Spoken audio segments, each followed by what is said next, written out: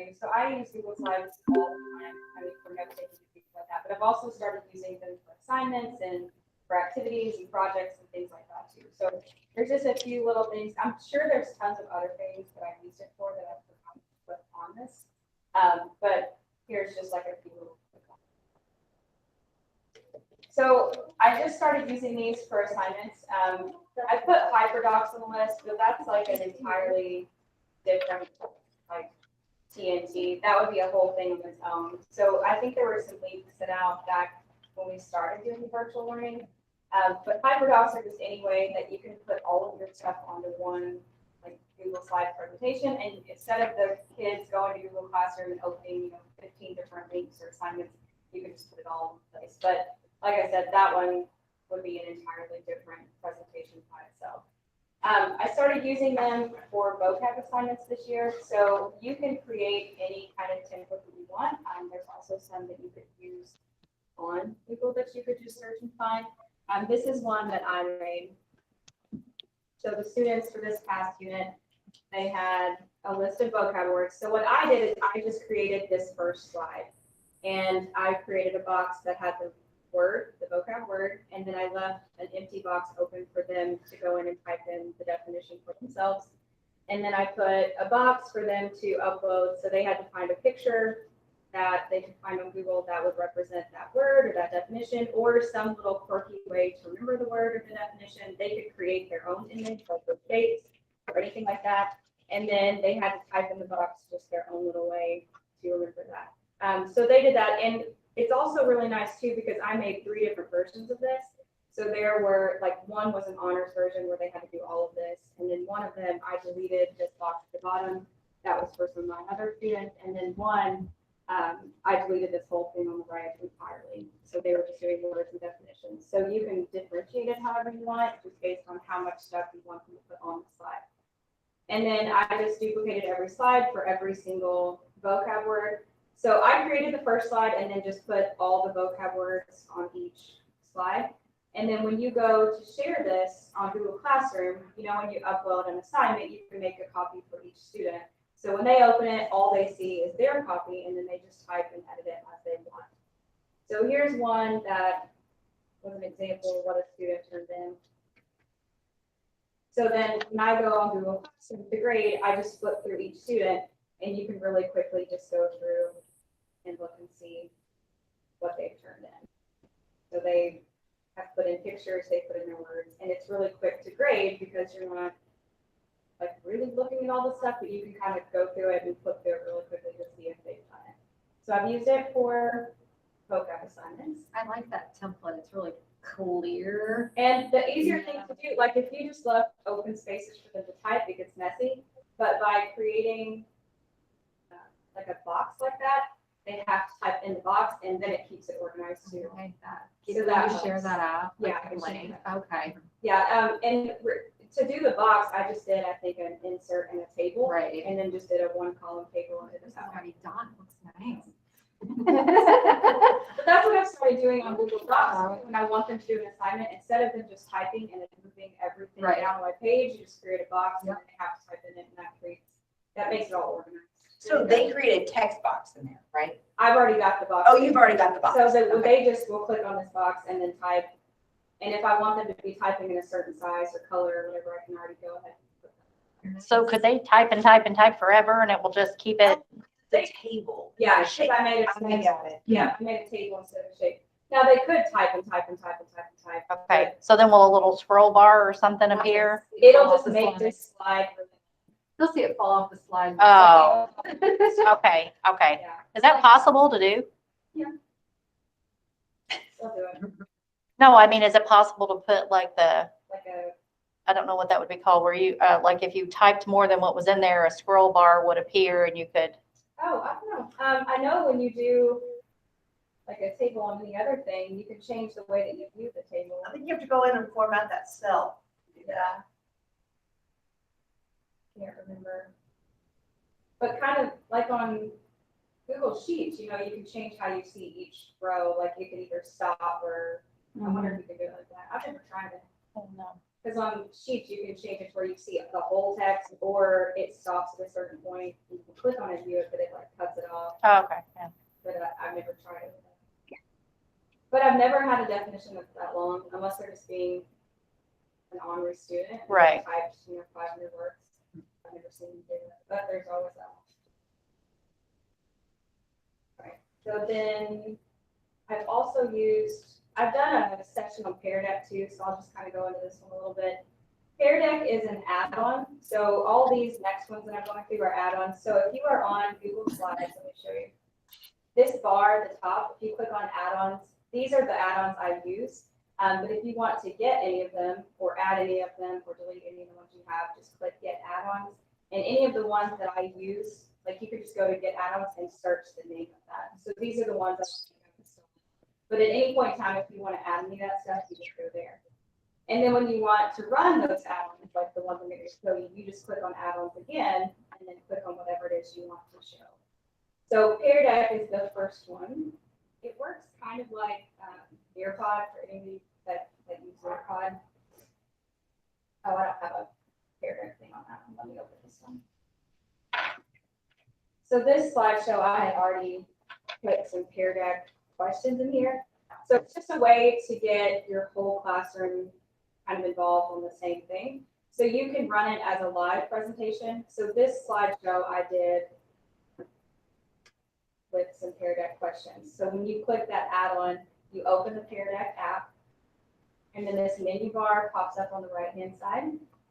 And so when you're preparing your slideshow, so ahead of time, if I know there are certain questions I want to ask during my lesson, then let me show you, like underneath, like I just created a slide in the middle of my slideshow and put this question, which particle has a negative charge?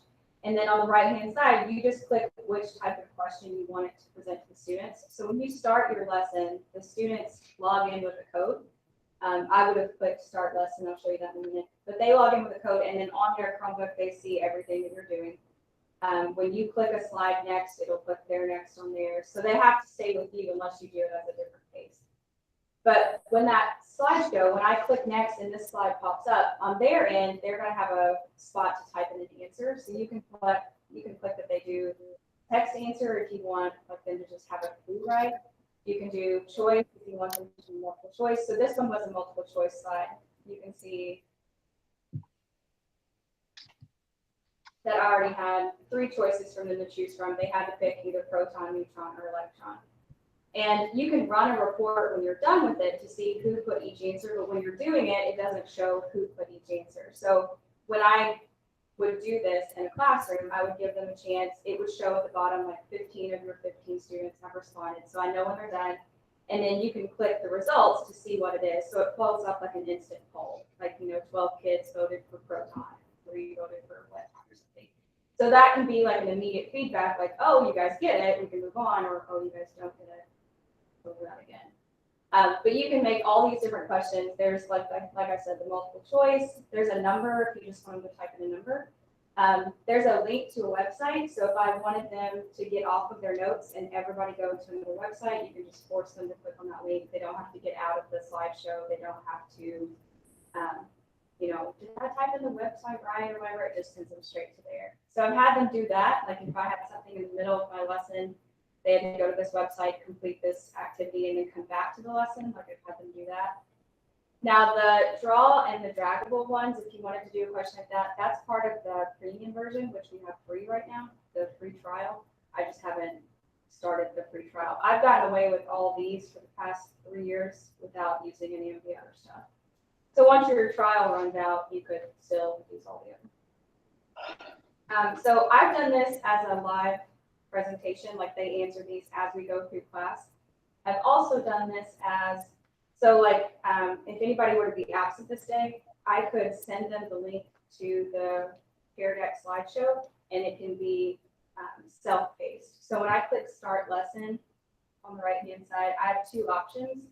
I can do instructor-paced, where I'm presenting it at the front of the room and everybody in my classroom is involved. Or you can do student-paced, where I just give them the link and then they can do this at home. They can write down their notes, answer the questions as they go. And like I said, there's a way to do a report at the end.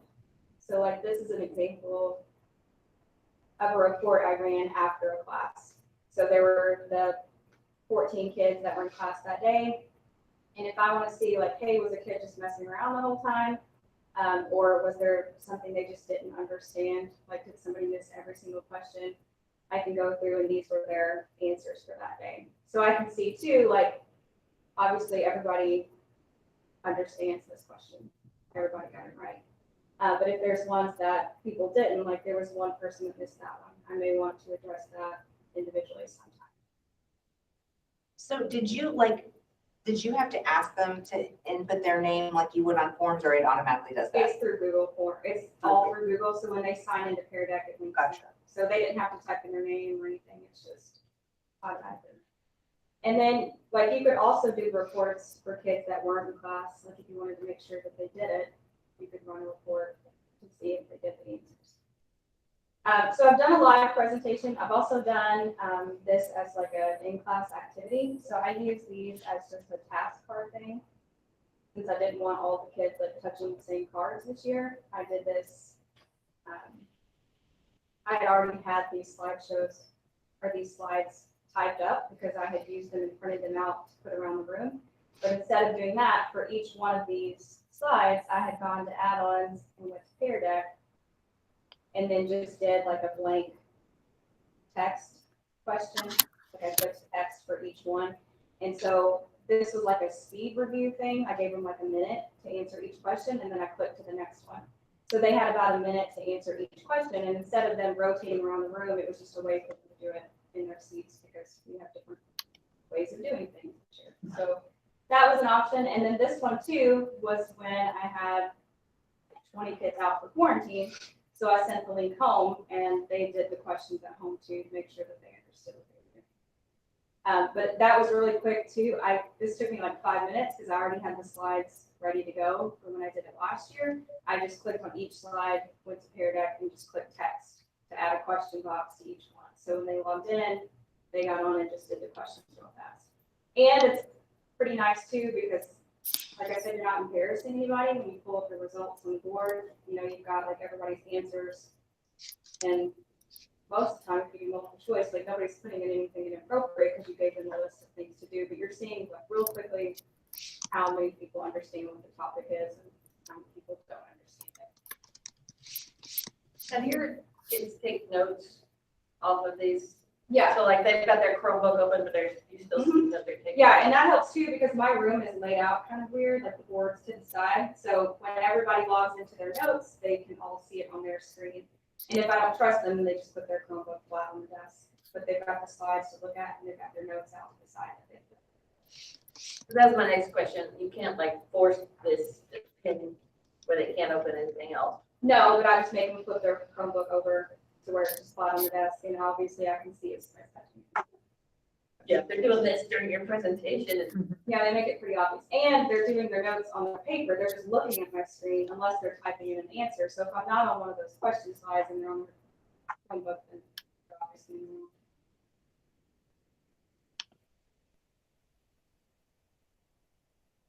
Right, so Pear Deck is probably what I use the most on Google Slides. I use that one every single time we take notes, just because I like having the questions available to them. Now, some of those questions I had already put in before the lesson, like I knew which questions I wanted to answer. But like if they keep getting them wrong, at any point in time when I'm running Pear Deck, I can click add a question and add a new question in the middle of my presentation. So even if it wasn't already there, I can click add and just ask it a different way. Like I can change it as I go. And then I can always delete that question later or something.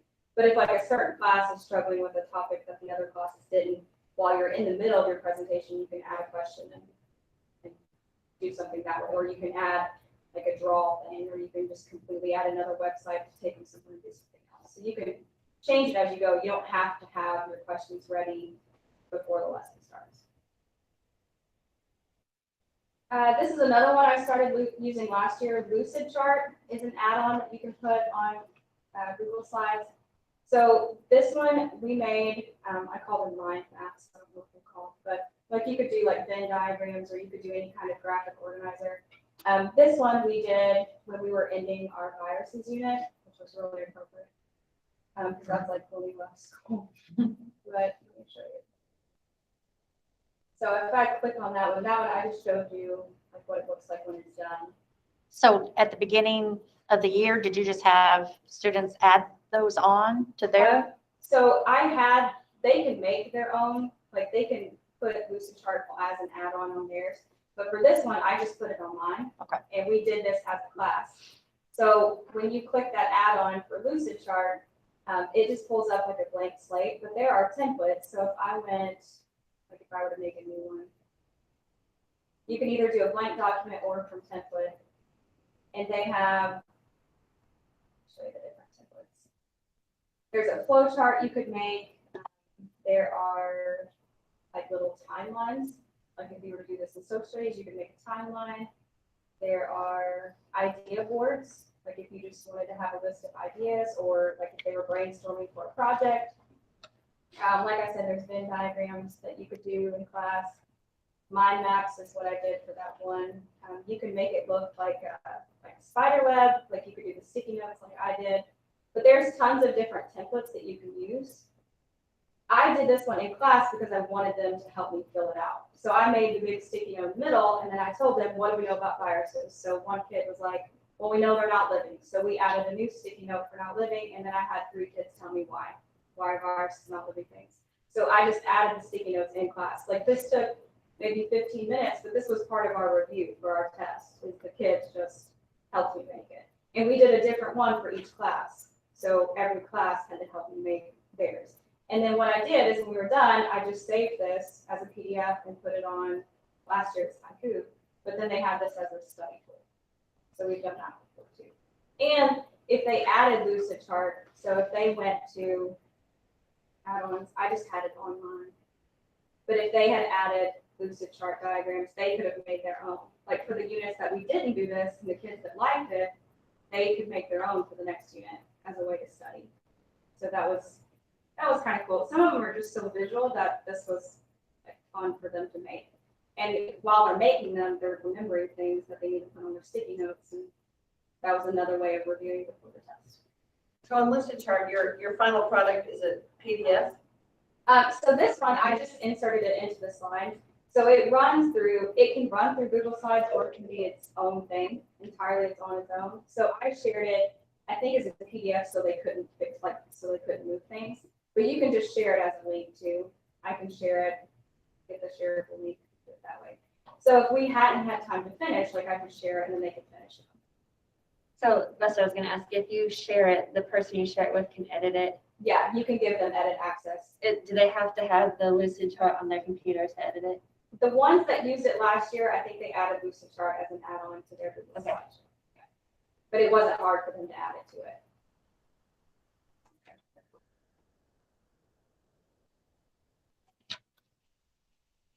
There was another one too, like if you didn't like Lucidchart, if you didn't like the tools, like the way it worked, there were other ones on the list of add-ons. If you go to Google, like there's different ways to do diagrams. So if you don't like the way that Lucidchart works, like I've learned all the little, quirks and tools and stuff. If you don't like it, there were several other ones. So that's an option too.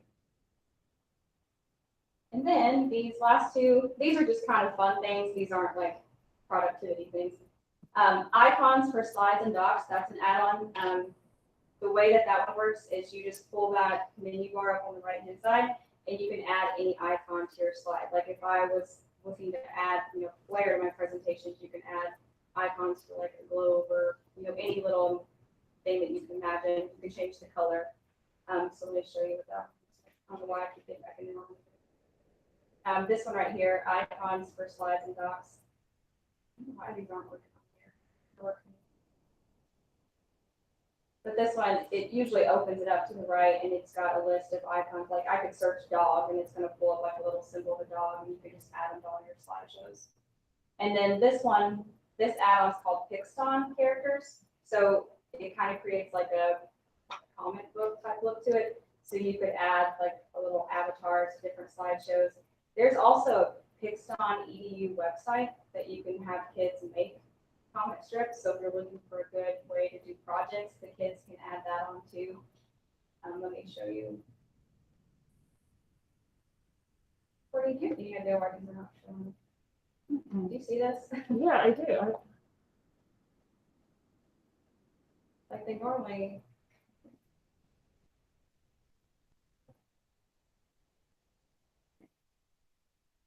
Because normally when you go to add-ons, you can click, there they go, okay. So they just needed to be refreshed. So if you click on the icons for slides and click start, your little menu comes up. And if you wanted to add any of these like symbols or shapes or anything like that to your slideshows, or if you were making some kind of visual for your kids, you can add stuff like that. Go back, how did you get that? I'm like like the little icons. How did you get those to add on? Oh, so on the add-ons tab, I had added this when I clicked get add-ons. This one's called icons for slides and docs. So if you just search that in the add-ons, It's called slides and docs. yeah, icons for slides and docs. Okay.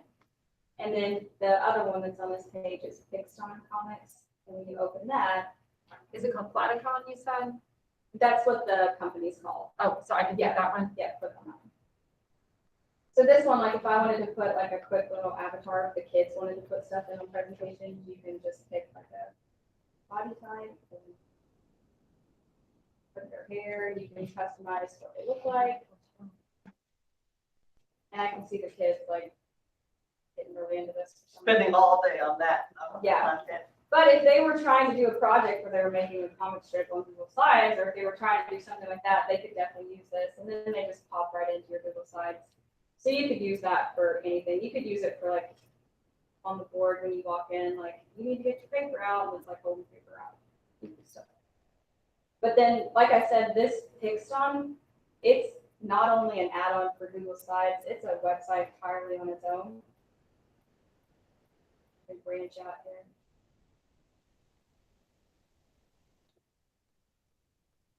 So I created an account a little while ago. I haven't had any students log into it yet because we haven't had a chance to make a comic strip for any kind of project. But when that comes around, this one seemed like it was pretty useful to use. So if I wanted them to join my class to be able to use this, I just share that link with them and they would join.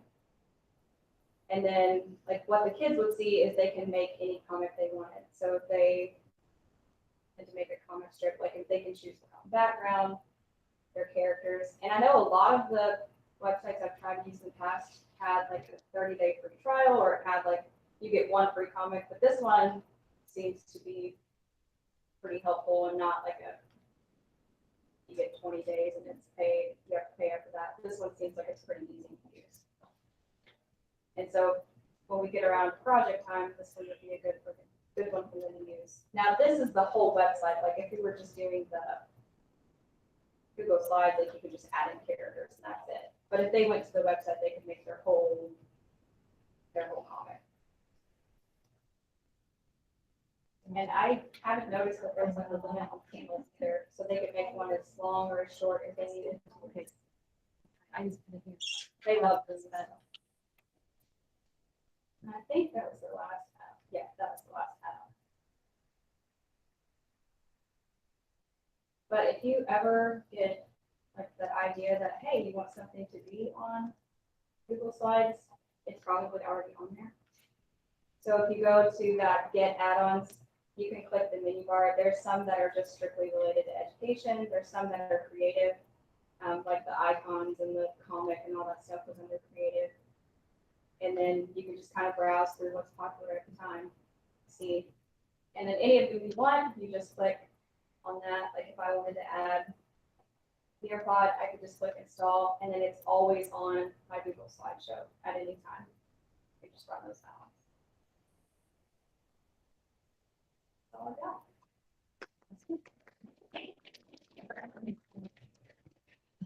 Thank you very much. Karen Berkeley one who got me started.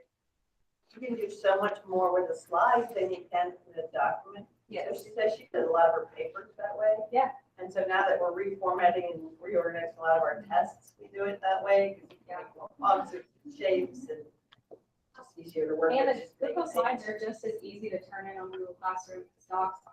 You just go to their assignment, they click hand in, and whatever they've opened and edited, it just shoots it right over. So, And if you're trying to make a document, I can't remember, some workshop I went to showed me, you can actually change the size, like to make it a vertical, like a portrait Mm-hmm. Like if you want on slides. Oh, yeah, you can go to custom Yeah. file, page setup, and then you can make it an 8.5 by 11. Once I knew that, I Or you used can it make it an 11 page. more than docs. it's a lot easier to use. Mhm. Customize it. I do it a lot when I want to print like multiple pages per sheet or something, like it's just a lot easier to use slides.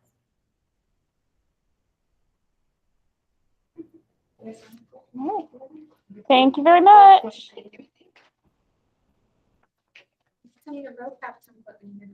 I'll do